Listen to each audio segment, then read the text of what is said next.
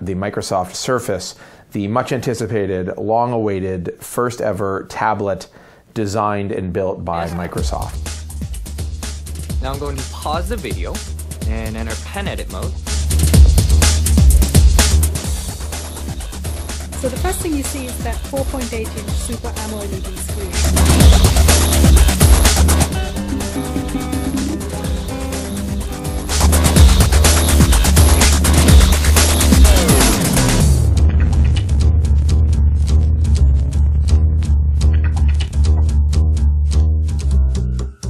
The device is a black rectangle. The edges are tapered back a bit, so it's got kind of an angular profile. The device itself is made out of a material that Microsoft calls VaporMg or VaporMg, though it feels like thin aluminum in your hands. That's not a knock, it actually feels quite nice. Around the back of the device, you can see it has a metal kickstand. It's actually made of the same material as the rest of the casing, and it flips out with a reassuring click. I like the kickstand idea on paper, though in practice it really only has one function, which is to set the Surface down on a table.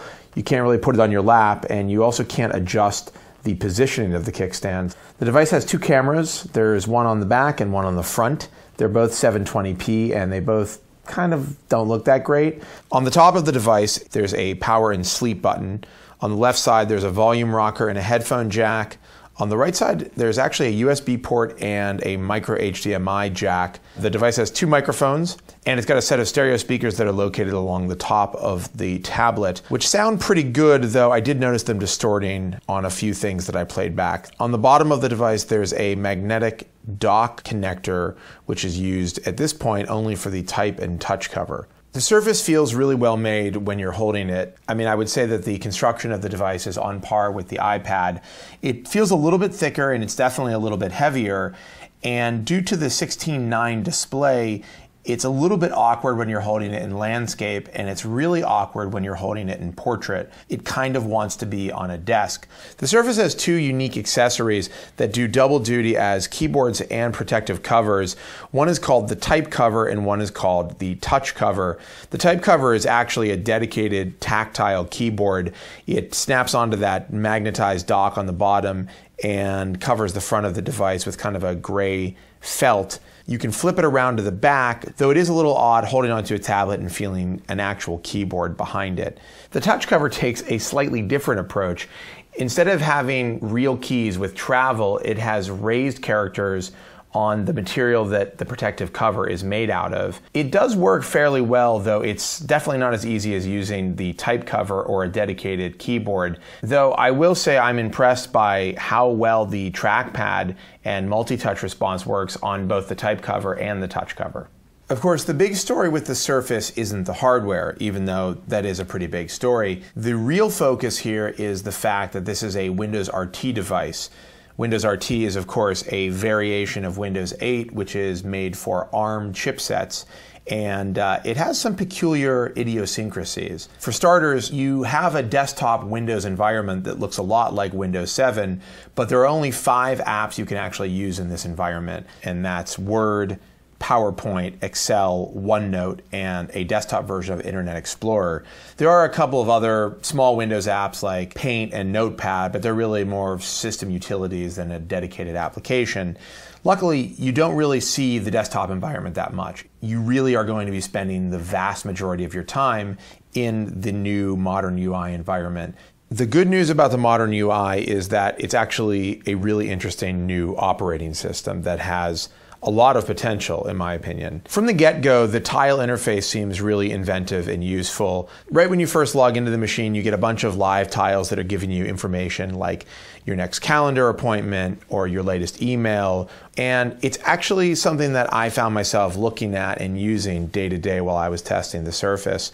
There are a bunch of gestures that are used to get around this environment, and they're not immediately obvious. There's basically 4 main ones. That's a swipe from the right to bring up the charms bar, a swipe from the left to multitask or to flip through the apps that you have open, a swipe up or down from the top or bottom of the device, which brings up a contextual menu for different areas of whatever app you happen to be in.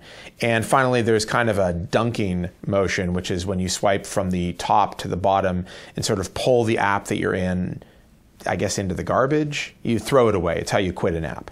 One of the standout apps in the modern UI environment is the browser. It did a great job of rendering pretty much any page that I went to. For some reason, Microsoft decided to equip the ARM devices with Flash, and the pre-installed plugin doesn't do that great of a job at playing back Flash video. HTML5 video definitely fared better, and I was able to get some decent frame rate full screen video playing within the browser. While performance does seem good for most of the applications, there are places where it seemed to suffer. A few of the games I tried had sluggish behavior, and some of the third-party apps and even some of the first-party apps took a while to load. They were often very slow to get going, though once they did, they were usually smooth enough. Speaking of third-party apps, the Windows Store is not heavily populated right now. Microsoft says that there are more apps on the way, and I suspect there are going to be some bigger name apps appearing in the store after the launch of the Surface, but during my testing, I found the selection quite lacking. The Surface is available in 3 different varieties. You can get a 32 gig version for $499. You can get a 32 gig with an included touch cover for $599, or you can get a 64 gigabyte version with a touch cover for $699. Otherwise, you're going to pay $120 for the touch cover and $130 for the type cover. While reviewing the Surface, I spent a lot of time thinking about who this device was for. Microsoft has been touting the Surface as kind of a do-everything device. It's a laptop when you need to get real work done, and it's a tablet when you want to have more casual lean-back experiences. The problem is that as a tablet, I don't think the Surface is as good as its nearest competition. In terms of the ecosystem, the app selection, it's just not there. And frankly, this form factor is just a bit awkward. And so things like reading in bed seem kind of out of the question with the Surface. On the flip side, as a laptop, there are some things that the Surface is really lacking. The big one is obviously legacy support for Windows software. If you're a current Windows user, it would be a very jarring experience to move to this device. Additionally, the form factor gets in the way of this thing really making sense. You can't put it on your lap. So in a similar way that the form factor makes it awkward as a tablet, it also makes it awkward as a laptop.